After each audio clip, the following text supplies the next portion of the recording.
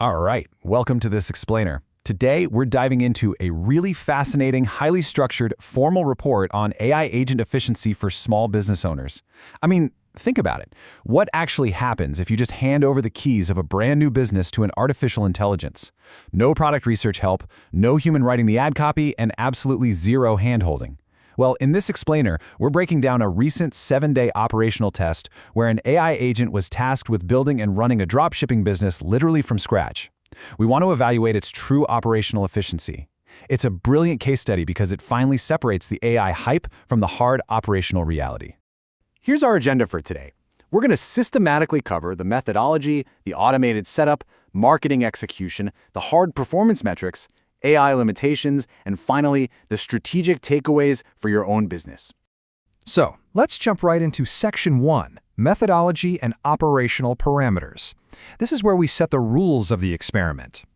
Okay, to make sure we had a fully controlled and objective environment, some incredibly strict parameters were locked in before the AI was given complete operational control. The formal rules here were absolute. First up, the AI agent had to make all non-legal business decisions. We're talking everything from competitor analysis to customer service. Second, it was put on a strict budget limit. And third, the AI had exactly 1 week, 7 days, to execute the plan and generate results. Now, what's really interesting is that specific budget number, £250. This rigid financial constraint was super deliberate. See, it totally prevented the AI from just buying its way to success through endless advertising spend. By capping the budget so tightly, the AI was literally forced to focus on operational efficiency, organic growth, and smart, data-driven decisions, instead of just throwing money at ads to see what stuck. Moving right along to Section 2, Automated Setup and Strategy, where we'll look at product selection and store creation. The first phase of this experiment involved automating those traditionally resource-draining tasks. And honestly, this brilliantly illustrates a major difference in how AI and humans operate.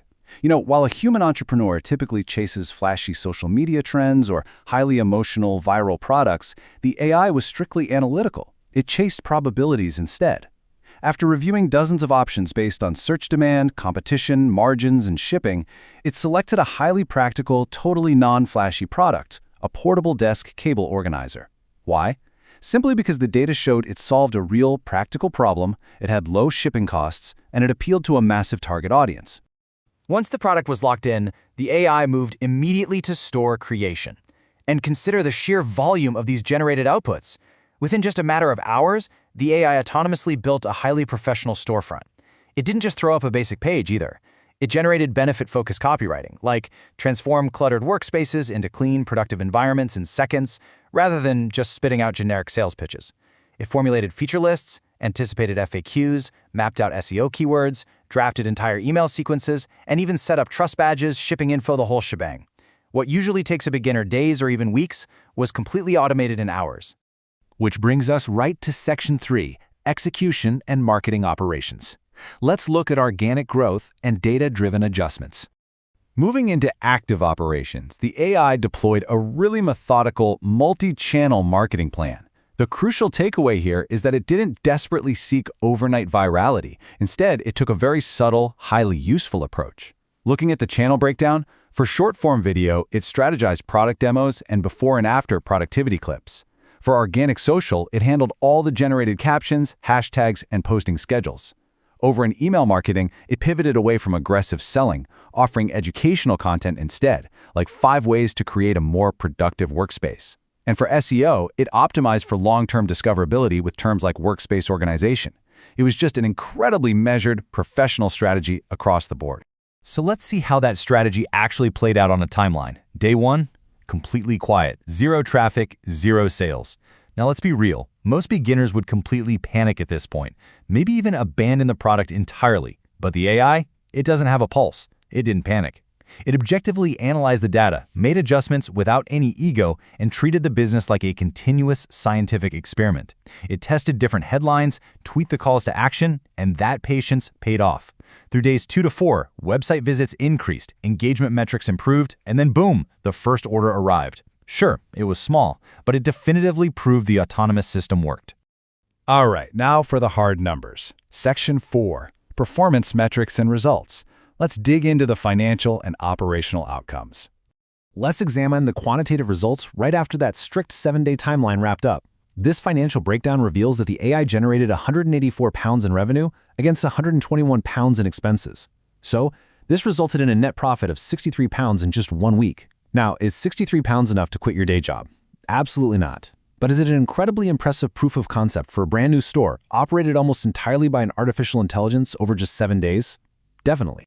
But let's look at the real value proposition here. The most significant business return on investment in this experiment wasn't that £63 profit. The real profit was time. Tasks that once required an entire team, I'm talking research, copywriting, data analysis, customer response, continuous optimization, now took minutes. The AI effectively compressed weeks of human labor into a fraction of the time, operating seamlessly in the background. That's a real game changer.